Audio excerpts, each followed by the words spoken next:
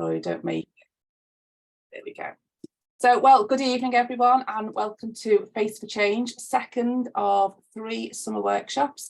Tonight, we're going to hear from youth workers and leaders who are on the ground working hard to engage and inspire young people in faith and climate change action.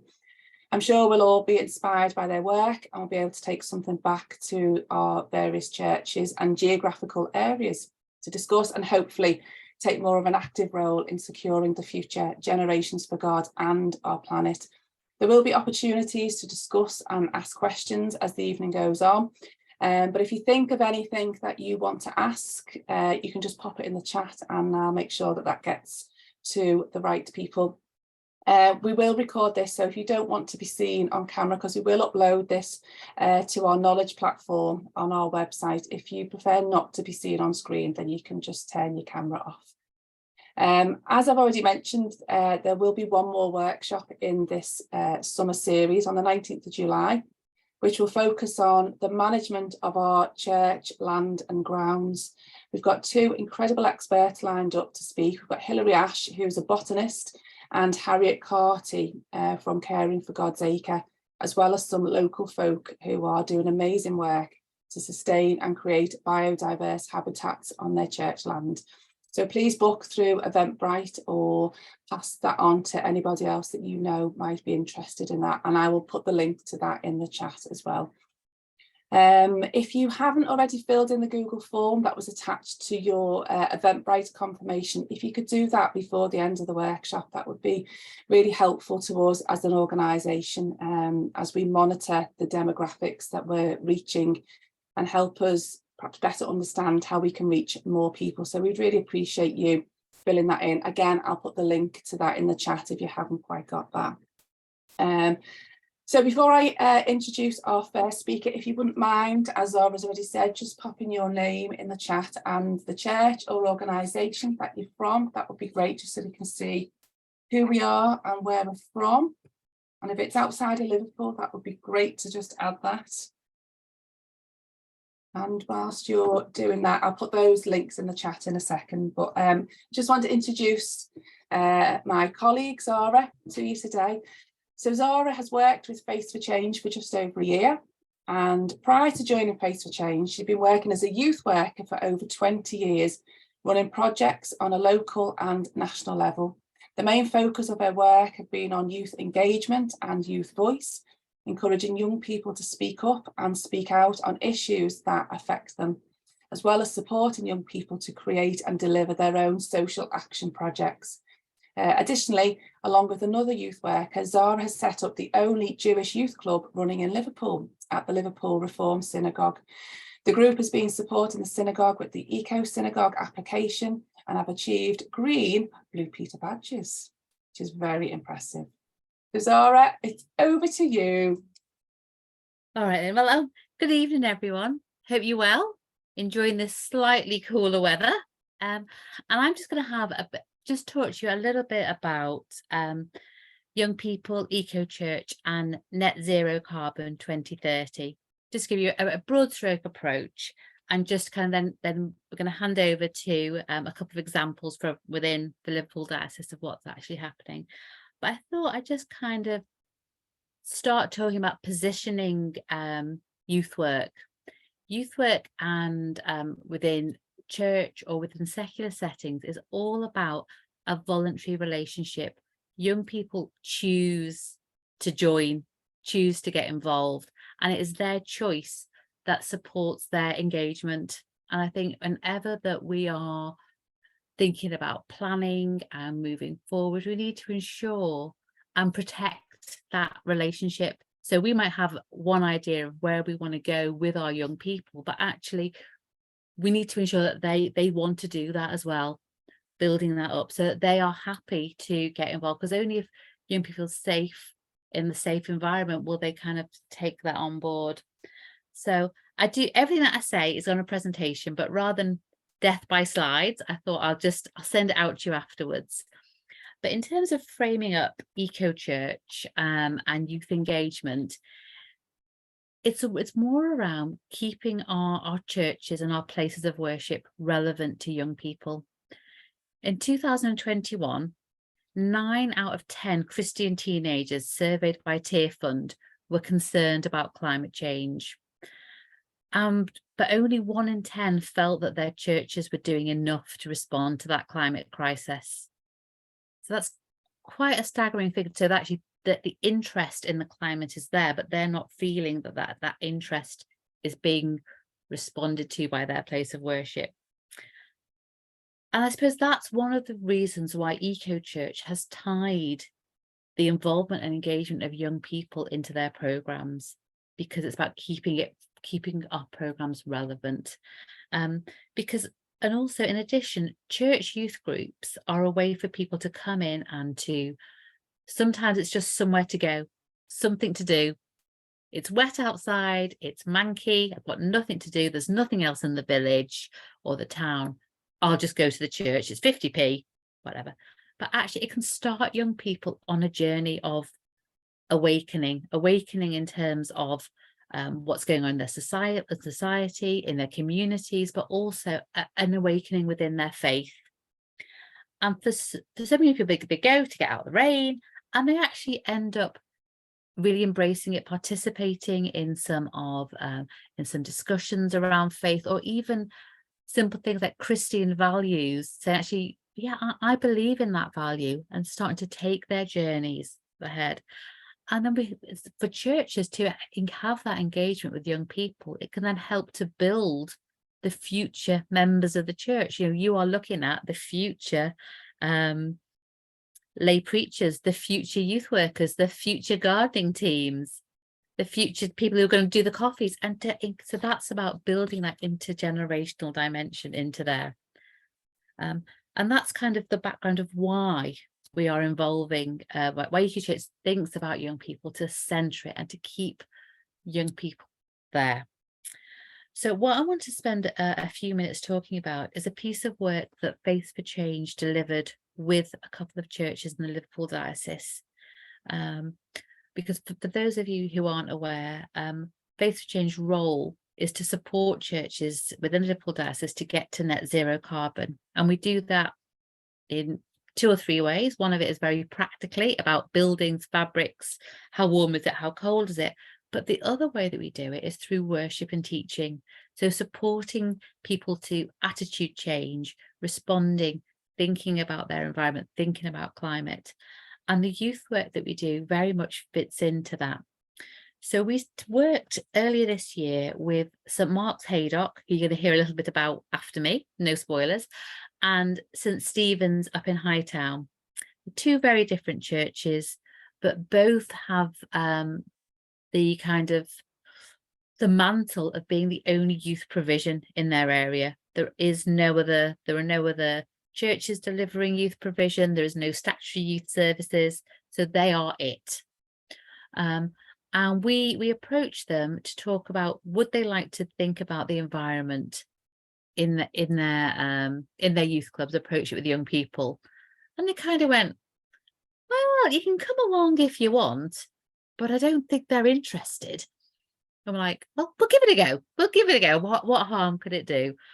So we went along to both the churches with some students from the Liverpool World Centre and the university, and we went into the groups and we started talking about because it was just in the middle of Lent, and we started talking about what would they give up to support climate change as Lent. What would they give up?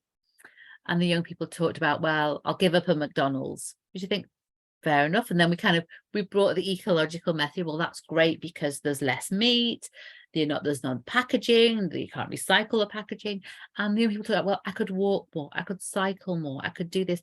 So through having this discussion about what you could give up, which was a very kind of non-confrontational way to do things, we then established what those young people were interested in.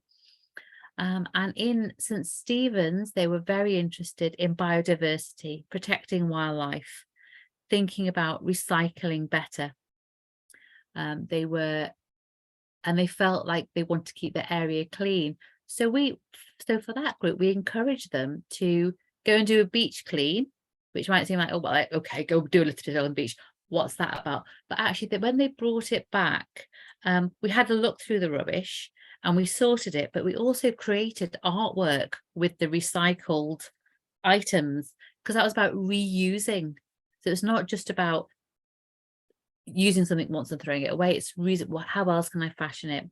They were interested in biodiversity, so we looked at building mini ponds with the young people, and we explored how they could be sustainable, how they would be built, where they could use water, creating nature's pathways. And then with our other group at St. Stephen's, they were interested in food. Where did their food come from? Where could they grow food? What would it taste like? And they were really worried about, well, I grow things, but it doesn't really last. And then we need to protect the bees. That was their big thing, protecting the bees. So we spent some time designing plant pots, again, using recycled materials. We used milk bottles. They designed their milk bottles. We talked about recycling processes when we're doing it. We talked about care for creation, and we planted chives for two reasons. One, because they grow very quickly, and two, because they're purple and they're bee friendly. So very much within 2 weeks, young people had green things coming out of their plant pots, out of milk bottles. So it was very quick. It was quick answers.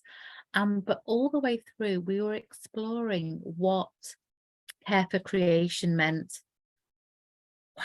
What did they think that the Bible thought it was? What did they think it was? And who did they feel was responsible for care for creation?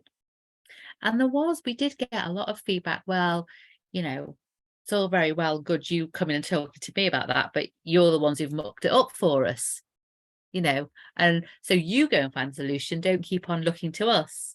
And we kind of had to talk to the young people, and they go, well, what would they like the adults in their life to do better? What would they like the church to do better? And then what would be the partnership approach? What would they do to work with the church? So developing this social action, these ideas together, because it's about the co-production is what will make it fly. And that's the stuff that we did with both the churches. And at the end of the program, the young people were really impressed with where they were at. I said, oh, we had so much fun. And the feedback from the youth workers that were there was like, we didn't think they'd like that.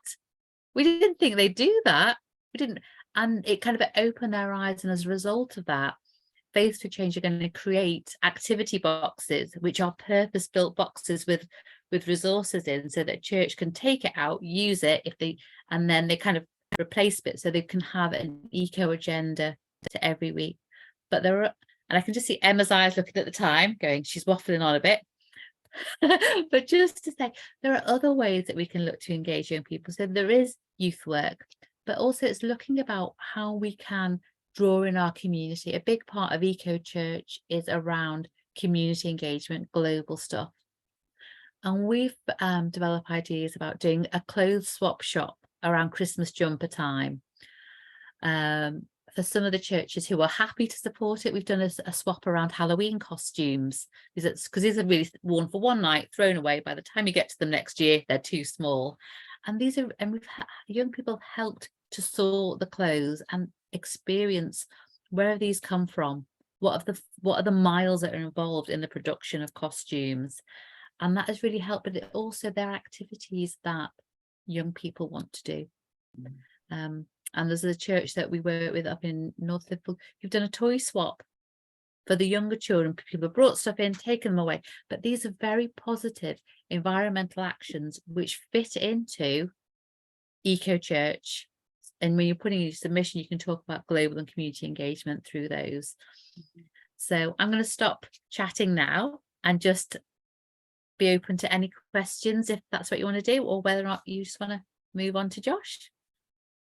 So I wasn't pulling the face. I was actually quite excited about these boxes that you were talking about. So, and are they ready to go? Can people get their hands on these boxes of resources, or they'll be ready for the end of term? Okay, so that'd be quite useful to know about, wouldn't it? if people are interested in that. Anybody want to ask Zarah any questions about what she's talked about, or if you think of anything as we go through the evening, you can put it in the chat. We can always come back to Zarah afterwards.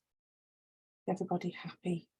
Just one final thing, if you are a church within the Liverpool diocese and would like some support with eco church and youth, then we can come out and talk to you at any point about that.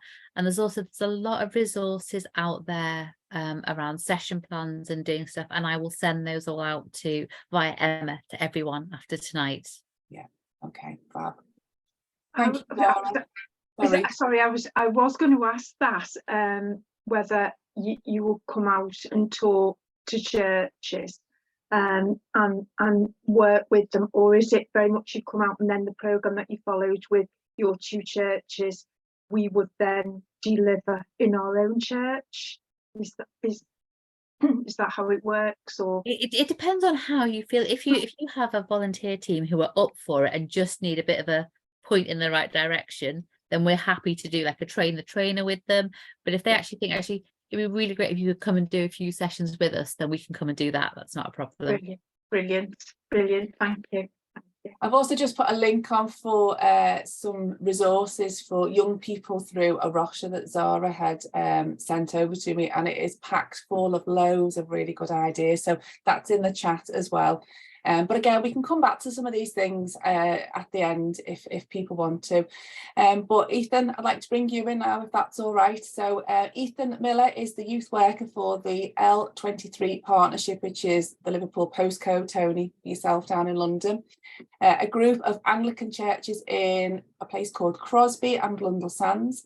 He is most passionate about discipleship and introducing young people to reading the Bible in a variety of ways. So over to you, Ethan.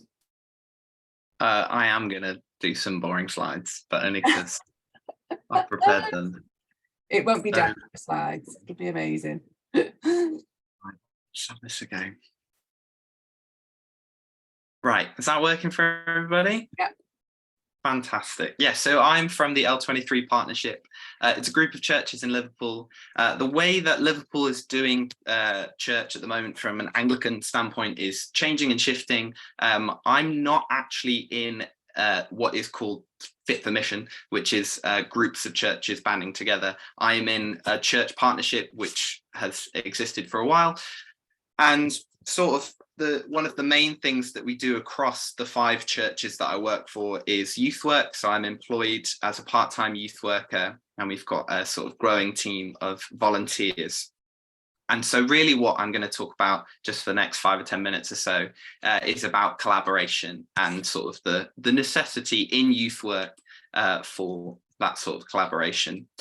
So the first thing that I want to talk about is collaboration of people. When I was employed, it was myself on my own. The youth provision that was in the churches beforehand had either petered out or died out. A lot of the things that I heard from the leaders and the priests was that everyone who was doing it was either sort of doing it out of some sort of obligation, or they were doing it and got burnt out, and COVID was a sort of reset point where now we don't have to really do youth work anymore. So when we started the role, I hadn't really done much youth work beforehand. My training is really theological. I've been stuck in a library for ages. I really appreciated what Tony said at the start about being a lifelong learner, and I expect that to be the case for myself as well.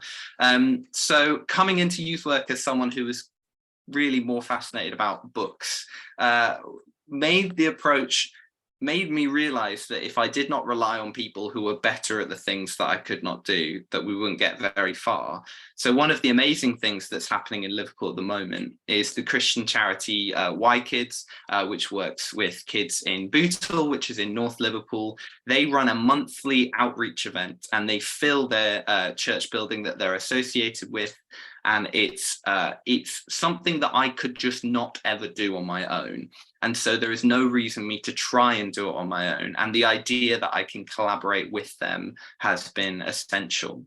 The other essential resource that I've used in my role as a youth worker is Youth for Christ and their youth leaders gatherings. Another essential resource where I could meet other youth workers and have conversations with them and share time and share volunteers where I could go to this person's event, they could come to mine.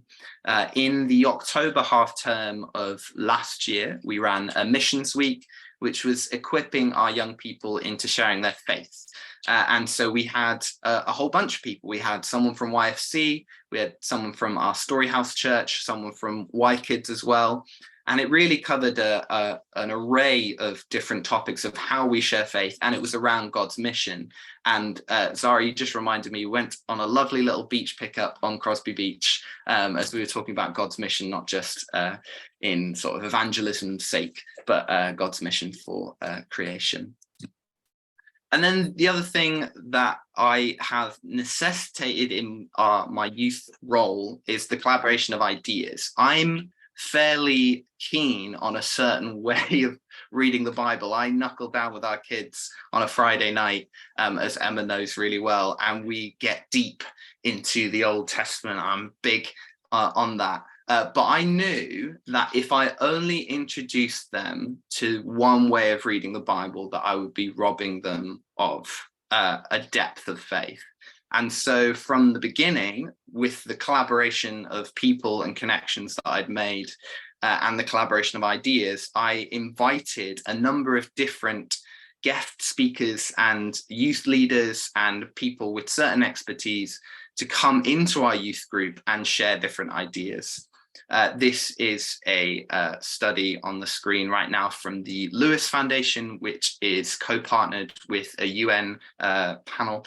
And it says that sort of the four main issues that this generation Z and Alpha, which most of our youth workers will be working with, the four issues they're concerned about: economic opportunity, LGBTQ plus issues, climate change, and social justice. And as Zarah already said, this is something that they're concerned about. And this is something that I truly believe that the Christian faith has tremendous resources to speak about and speak into, and to focus on a really well-rounded system of discipleship for young people. It will have to include this. And it doesn't mean that you as the youth leader or youth provider or minister, whatever your role is, does not mean that you have to be an expert in all of these topics. And the whole reason of what we're doing here and what the other groups that sort of bring these youth ministers together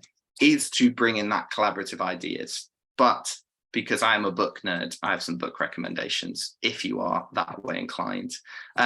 These two are just essential. Finding Jesus in the Storm, it's written by John Swinton, who's a theologian, I believe, in Scotland. It is fantastic. It speaks to depression and theologies around that. I don't have a statistic for it, but anecdotally, most of the youth that I work with either have mental health struggles or have a close personal relationship with someone who does. So speaking faithfully into mental health struggles and speaking wisely and intelligently and pastorally, this book is a great one. The other one is on disability. Again, this may be more or less relevant depending on your context, but is fantastic. And there is one anecdote in there about a youth group and about someone who is nonverbal in said youth group leading a prayer session. So if you do read that book, get to that chapter. It's absolutely fantastic. The other issues of the top four issues that Gen Z were concerned about, one was LGBT plus issues. The Living in Love and Faith course that the Church of England run has youth provision in it. There is a youth version of that course that you can work through with your youth group. Another great book here is Love Means Love, which is written by an Anglican priest, David Runcorn. And we're very blessed in Liverpool Diocese to have, I think, 8 out of all of the open table networks that there are. And there's one run in one of the churches I work for in All Saints, which has been a really important resource for my youth. And then, you know, if he could, like, I don't think I need to say this. I imagine everyone here already knows who Ruth Valeria is and knows Arosha and knows all these books. And I'm sure Emma's got all of them on her bookshelf anyway. But it would go without saying that these are amazing resources. And with all of these books, work well if you want to run them as content. Especially saying yes to life would work really well as just running it with young people. Who you have any questions for me? That's all the slides that I've gone through, trying to make up a bit of time. But yes, to hit home, the collaboration of people and ideas is essential for youth work. I work with 5 churches, and I would say when I started, we had in all 5 about 3 in regular attendance, and they were spread out in 3 churches.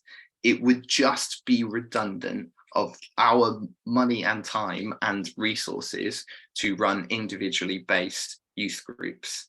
The idea that we can work together and collaborate together, especially the way that Liverpool Diocese is moving into Fit for Mission, is essential going forward. It doesn't mean that we're not providing anything less. In fact, it means that our collaboration of people and ideas can open up these young people to a deeper and wider faith. Thank you, Ethan. Anybody want to ask Ethan anything about his work? Or are we happy to perhaps ponder on what he said and then come back soon? I will be shooting off, so if you want to ask anything, ask away now. Can I ask, Ethan, thank you. I'm the Children and Families Missioner for Liverpool Diocese, so predominantly I've worked with primary school age to the end, so I don't profess to say I'm any expert in youth work, but thank you for what you shared, and it comes across so passionately what you're sharing and what you believe in. And I'm just going to ask, have you been asked to share with any of the Fit for Mission churches? Because my feeling is that going in the way we are travelling and the way they are wanting us to work, to hear you speak about collaborating and working together would really help an awful lot. So I personally would love to see you do that from my role, or am I overstepping the mark and is not something you'd want to do? No, all I think I can say is that at the moment, Liverpool Diocese is looking to look deeper, especially as we change for Fit for Mission, into how we can resource from a diocesan point of view, resource youth work and youth ministry. That is something that is happening, and it is something that I'm involved with, but I think that's as much as I don't want to overstate what's happening, but yes, that is something that is in the works, shall we say. Yeah, brilliant. That's really encouraging to hear. Well, thank you for your encouragement, Sue. Right, so the next person we've got actually isn't here with us this evening, but he's been very kind in recording his little talk for us this evening. So I'd like to introduce Josh Thornhill, who, as I said, can't be with us this evening because he's actually running his youth group as we speak. So bless him for being committed to that. But he's kindly videoed something for us. So I will play the video, and he explains a little bit more about his work in that. I'm hoping, can you all see that? Hi, my name is Josh. I am the youth worker here at St Mark's in Haydock, an area in St Helens, and I'm part of a bigger team with clergy members and also a children's worker called Kate as well, and we do lots of great things here at St Mark's.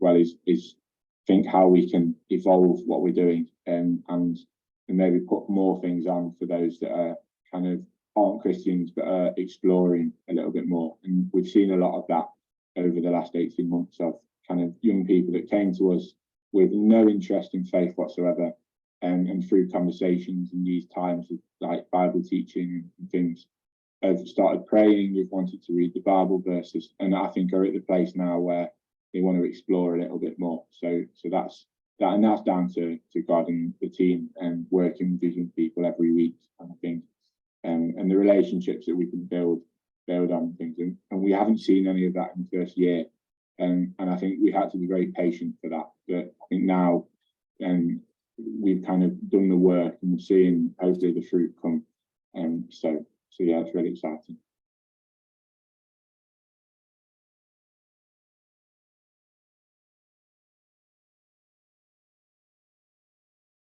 We engage with the young people in this area is through a lot of different ways, actually. So we have a weekly youth group that I think will be on at your meeting tonight, actually, on a Wednesday night, that we run as me as part of the team, and we kind of put on different activities like I mentioned before. So that's weekly every Wednesday night for an hour and a half, and that's really kind of playing games. Recently we've been playing football outside and cricket and these kind of things, but also we eat together. So we provide a hot meal once a week for the young people, and which we think is really important, because we want to give back to the community, and so being able to provide that once a week is a real privilege. And then also, for about 20 minutes each week, we just sit down with different groups and chat about a theme. So I know when Zarah and the students came to visit us, we focused on the kind of planet and stuff like that, but it can be different topics. So some weeks we might talk about friendship, and then other weeks we might talk about different things that really relate to the young people.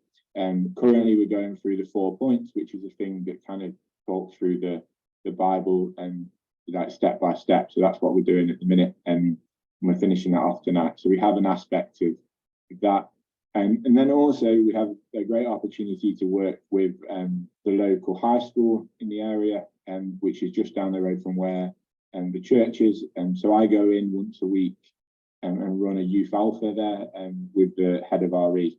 And that's a great opportunity, again, to share what we believe and to kind of have great chats around conversations. And we also have great links with a couple of the local primary schools as well. So that's another great opportunity for us to kind of work with young people and deliver things that maybe they don't hear before through lessons, assemblies, and like one-off services throughout the year at Easter and Christmas and things like that.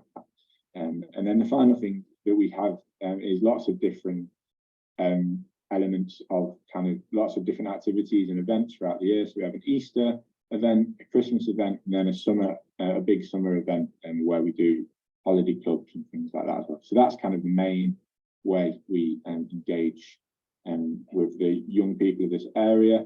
And we invite them to weekly things like the youth evening through work in the schools and things like that. So that's kind of how we advertise what we do as well.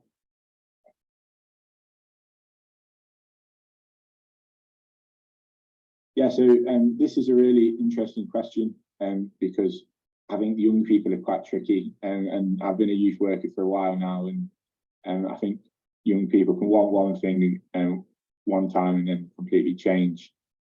So we try and kind of keep it to what the main overall thing that they've kind of identified that they want. And in this local area, there isn't really a lot of things for young people to go and do. I think when the weather's nice, like it has been at the minute, there's more to kind of engage with because we can just go to the park. But what we found is when the weather gets a bit colder and it's rainy and dark, that's when we see an increase in numbers, because there isn't a lot for them to go and engage with in this area. And so what we do on a Wednesday night and once a week is kind of one of the only things that they can kind of come and engage with that's free. And so we don't charge for anything, except for the tuck shop that they can option. It's an option whether they want to come buy a kind of pop or a chocolate bar or whatever, but the food's completely free and the activities are completely free as well. And that's really, I think when we've chatted to families and parents and guardians, we have kind of had fed back to us that that's the biggest need, is just for something for the young people to come and engage with. And so I think us being able to do something, and we're looking to do more, and maybe on another night in the evening as well, just having something where they can come and feel safe is something I think that is really missing in this area, and something that we wanted to provide, as well as kind of giving them the food and giving them a hot meal each week, which some of them unfortunately don't have every night. So being able to do that is really important to us. And then teaching them new skills as well. So not just biblical kind of teaching and things that they can relate to their lives, but also skills. So that we planted some chive seeds with the guys when they came to Faith for Change, and stuff like that, where we can kind of teach them skills that they can kind of take forward into their lives. And we've looked at kind of hygiene and different household skills and stuff like that that we that hopefully can help them in the future as well. So that's kind of the biggest things that we kind of will look for to teach them. And then also we believe that the Bible is really almost a kind of guidebook kind of life and how to live in its fullest. And so being able to teach them certain things and through the Bible verses that we talk about to them, I think is really important as well. So yeah, that's that. So how do we communicate the gospel message in a relevant way is a tricky one. And so a lot of young people, like I said before previously, I touched on a little bit, haven't ever heard really kind of deep Bible teaching before, and haven't necessarily heard what the gospel even means before. And like I said, they come to Easter services and almost everyone has done nativity plays, because it's a nice kind of jolly thing to do at Christmas. But not a lot of them have really heard about what it means to be Christian and actually what the gospel means. And so throughout the kind of 18 months we've been doing this now, we've tried lots of different ways how to engage young people, how to be relevant to the young people. And we found that if you do something really long and you get them to sit down, and almost like a lesson in school, that doesn't really work unless they're really passionate about it. And so what we've tried to do is kind of keep it short enough that they engage, while also keeping it long enough so that we can get across the proper message. But I think what's really helped us is that, like I said, we've been doing this for 18 months now. So, and throughout kind of my youth work kind of career, if you want to call it that, building them relationships with the young people is really important. I think if they trust you and their families trust you and they know that we're going to be talking about certain things, then I think that helps kind of to connect with them. Sometimes the behaviour is really bad because that's the nature of working with young people in the community.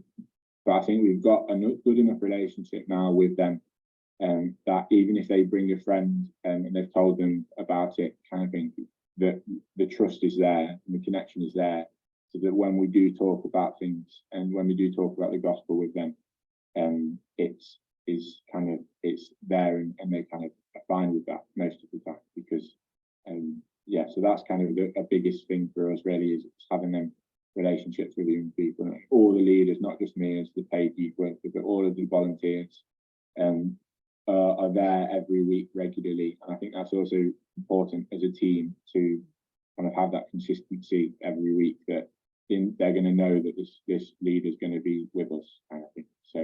So yeah, I think that's really important to kind of stay relevant with them. So yeah.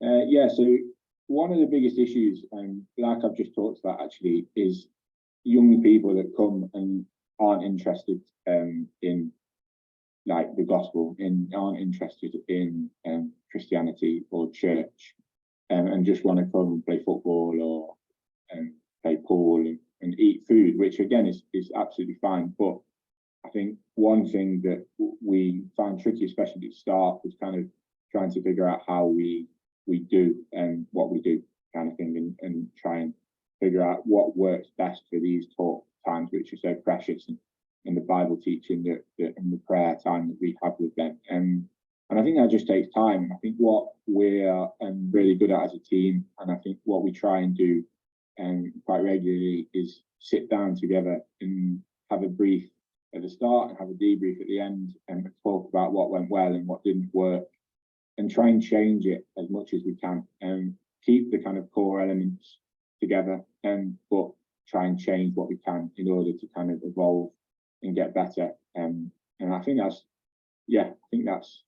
something that really helps us kind of move forward, because if we did the same and we can identify that, oh, this isn't working, but we're just going to carry on anyway, I think that we need to kind of change that. So I think when we find a problem, when we can identify that there's maybe something that doesn't work, trying to change that. And I think that's what we've done quite well over the 18 months. And that's something that I would encourage you to not be frightened of, is sitting down with your team, whether that's one of you, and you can identify yourself, or whether that's 3 of you or 10 of you, it doesn't matter. Trying to chat about what everyone thinks and kind of come together, and because obviously having a team is really important as well. So I think that helps when facing difficulties.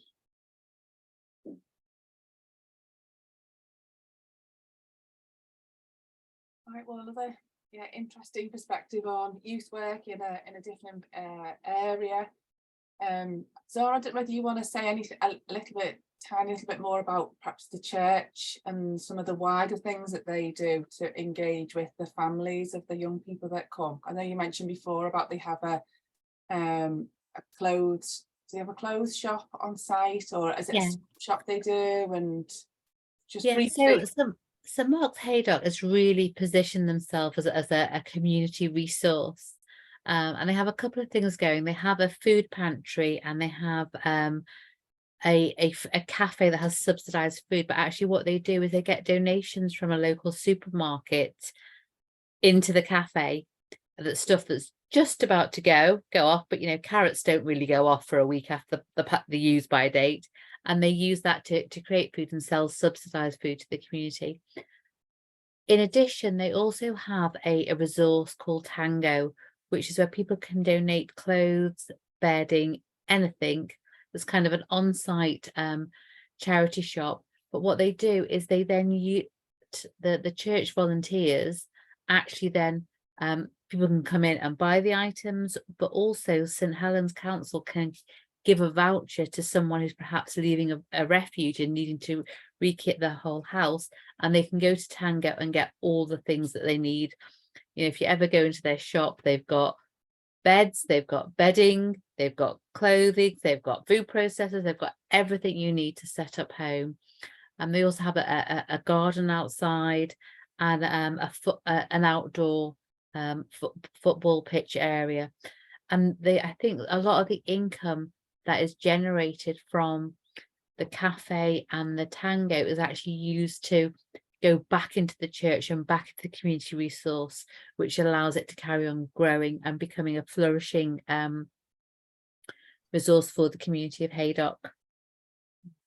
Thanks, Sarah. There's more to it than just running a youth group, isn't it? This church seems to have really got a handle on it, and actually it's about community and the wider family as well, and it seems that they are making a real impact. So sorry, Becky, that you've had to wait to the very end, but we've got Becky Courtney who's going to speak for us next. So she was born and bred in Liverpool, is married to Matt, who's the worship pastor, the creative director at St James in the City, that's the city of Liverpool, where they both worship and serve. They have 2 guinea pigs, Bonnie and Starry. I wish we had a photograph of them to show, Becky. Becky has a big heart for the city and its children and young people, and as a result of this works as a school missional chaplain for the Liverpool Diocese called the Liverpool Next Generation Project, and works across the 3 Liverpool Church of England secondary schools in Archbishop Blanche, St Mary's and St Hilda's, and has been in this role for 3 years. Her job is to help bridge the gap between school and Christian community and reaching the missing generation of 11 to 18-year-olds within the city. So Becky, over to you. Thank you.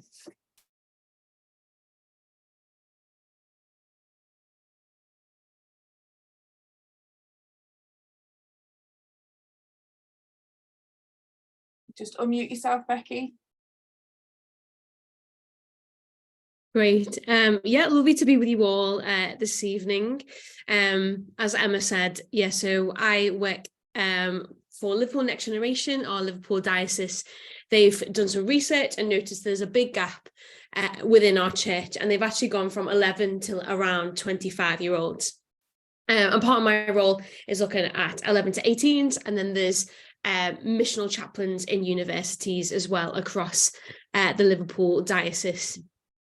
So it's not just me, I'm part of a little bit of a bigger team. We have Matty Bentley, who is our school missional chaplain lead. He meets with the diocese, he meets with our vicar, and meets with me and kind of the schools to kind of put this together and reach out further in what we can offer.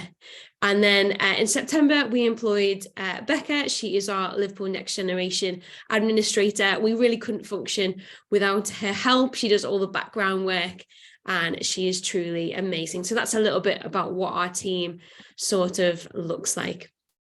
When the diocese sort of noticed this gap, they wanted to do something about it, and they wanted to kind of reach lots of young people within this, and they kind of put this together as chaplains going into schools, and then chaplains helping bridge that gap between Christian community.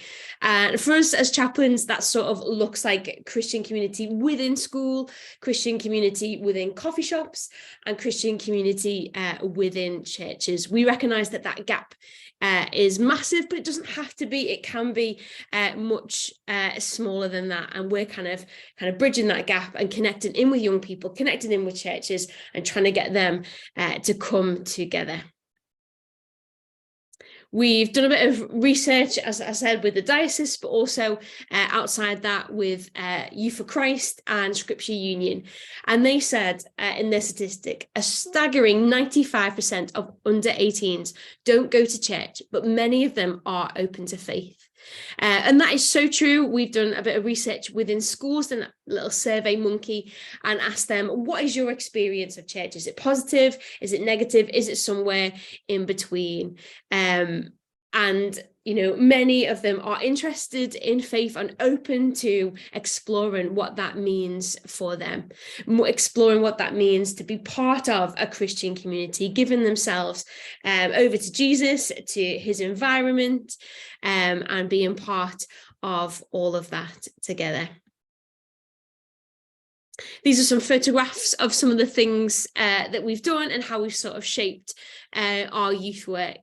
As I said, we're kind of looking at the stuff within school and kind of bridging that outside of school as well. So some of these things happened within church, and some of these happened within our school. Within the ecosystem, Becky, we can't see your photographs. I think the screen hasn't changed. Sorry, I'm talking about photographs and they're not there. That's just very that first strange. slide, still the Next Generation Schools chaplaincy. You know what, I will stop sharing and then I'll try again. Sorry about that. I'm not sure No, it's okay. why that seems to have happened. It'd be nice to see your photographs. Thank you for flagging that up. I didn't want to look silly in front of everyone watching this recorded.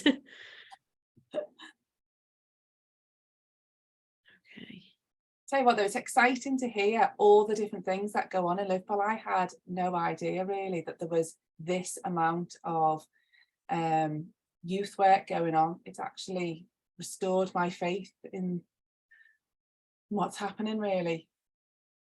It's exciting. Can you see that now? Yeah. Excellent. Okay.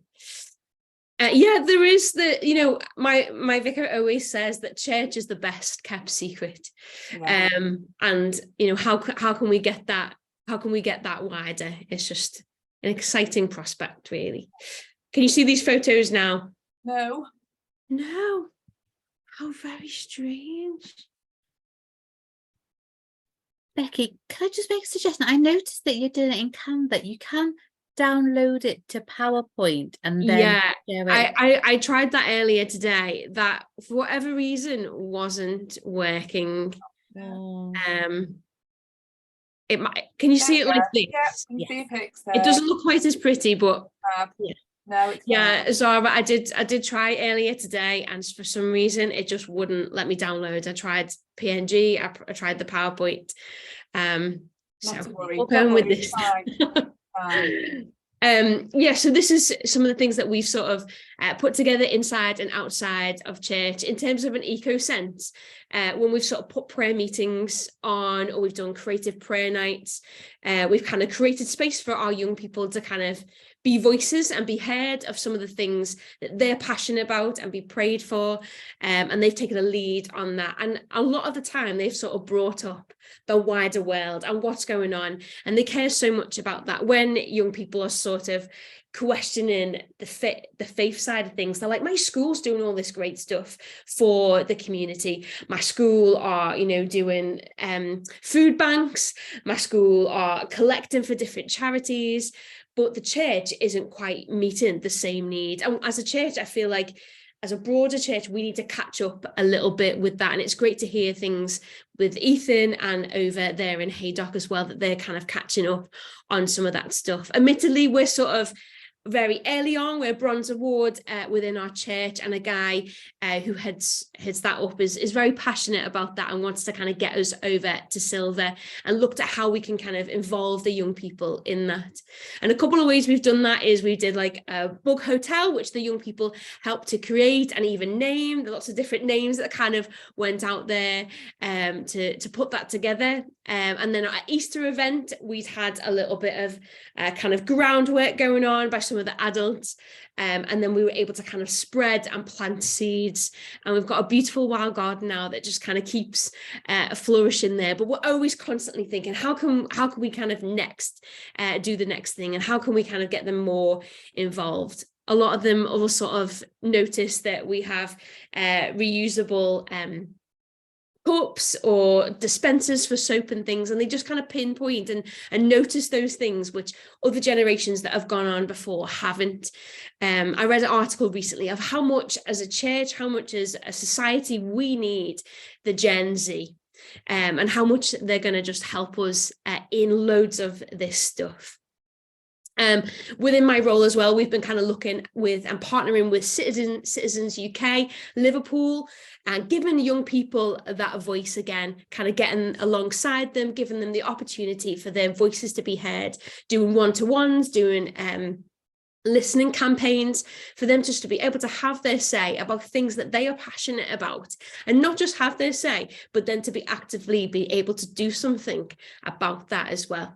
And that can be a small thing from litter picking to something much bigger, which has been really exciting to kind of start piloting, especially into the autumn term as we get there in September. So with youth engagement for us, we've kind of put together for the diocese a missional pathway, moving them from being a non-believer, someone who doesn't kind of go to church or connect in with faith, the Christian faith of any sorts, to kind of bring them through on a discipleship sort of journey.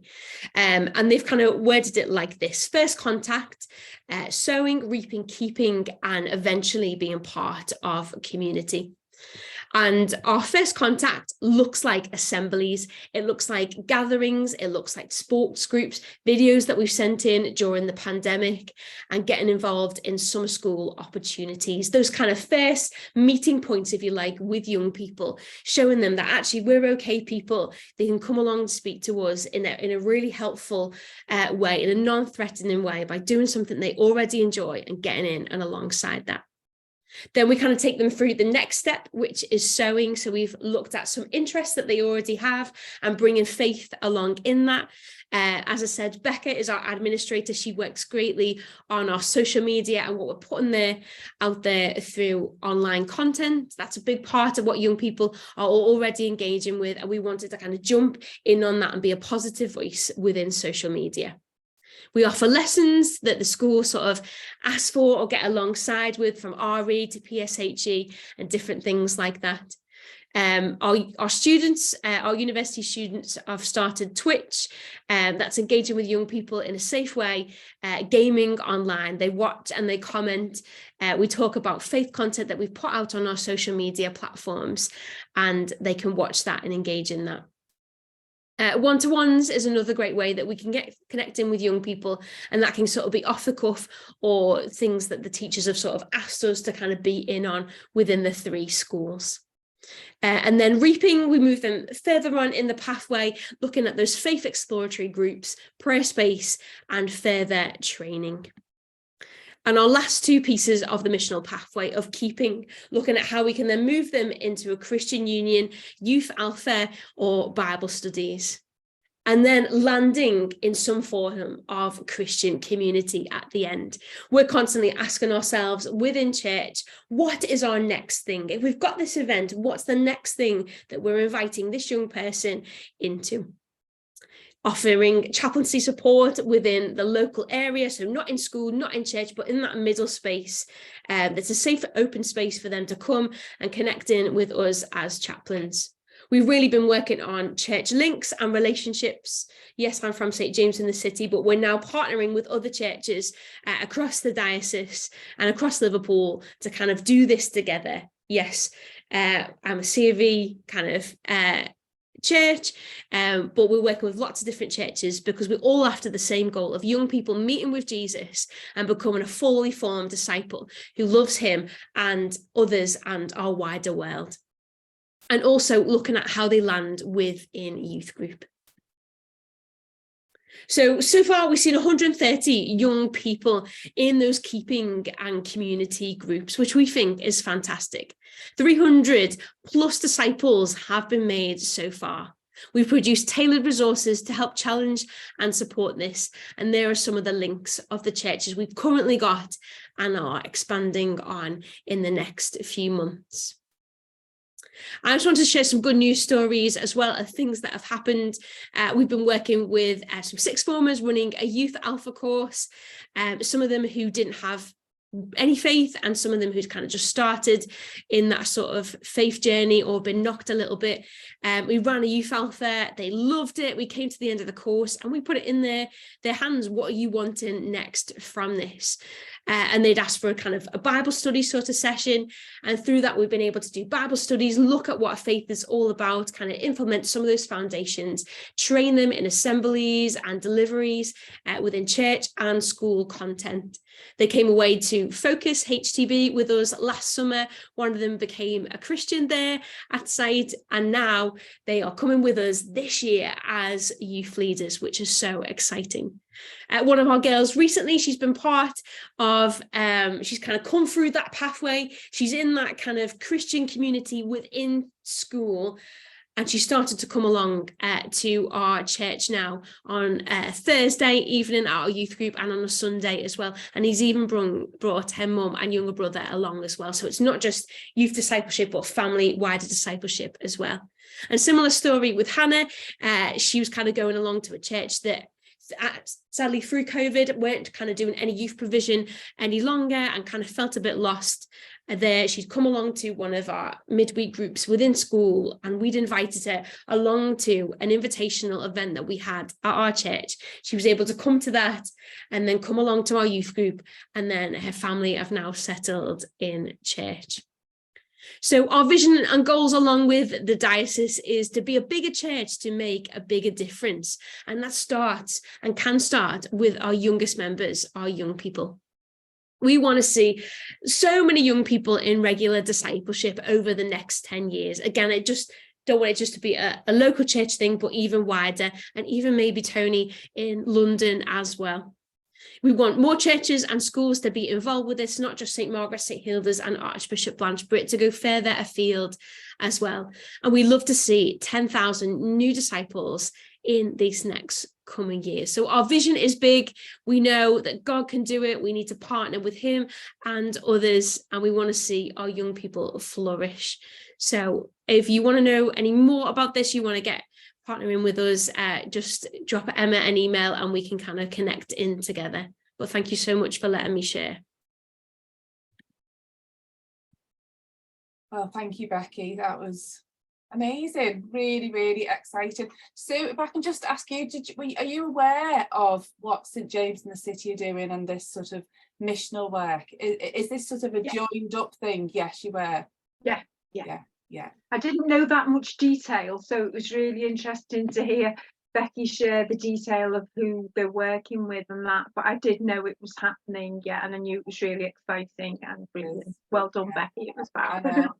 No, it Thank is you. amazing, and it is really exciting to see all the different things that are going on around. And I mean, I'm just slightly disappointed that there isn't more people to hear this evening, but it is being recorded tonight, and we will put it on our platform. So I really hope, and I will send it out to all those that had booked on and other people that follow us as well, to see this, because I think it's a really, really important message. And I think what's been evident tonight is that it can be done, but you need a team of people, and you need to collaborate, and we need to pool resources. And there's no point, as Ethan said, going out on your own, you know, with one person in your, one young person in your church. Actually, you've got to go out and find the other churches with one person in, you know. And I think all the eco stuff as well, Zara, as you said, bringing that, tying all that together is really important, because they're the things that are major issues for young people. Obviously mental health, or the climate change stuff, all of those things are really, really important. And I think there's so many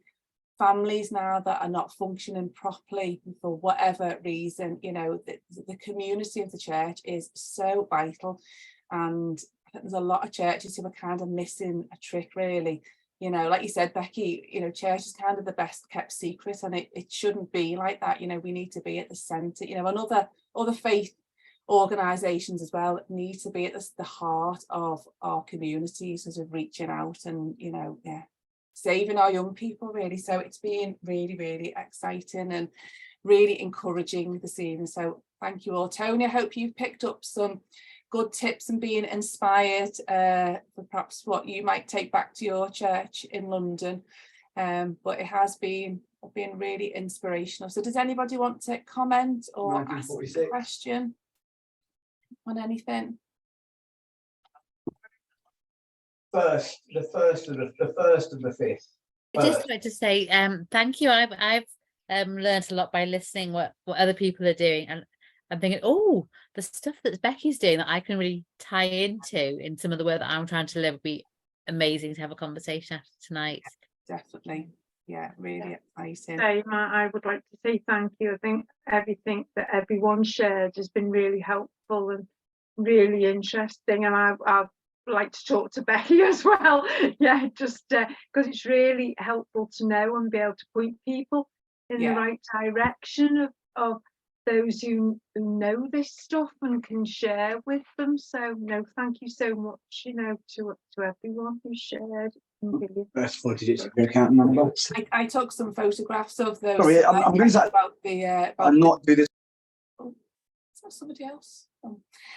About that sort of journey from sewing and, you know, sort of, I can't remember what it was now, but I took pictures of it because I thought I need to take this back to my church. A couple of people weren't able to come this evening, but I think those things are really simple but important steps. And I think once you put it logically like that, actually it takes away all the fear of, oh, what do we do with these young people? It's actually set out there really, really clearly.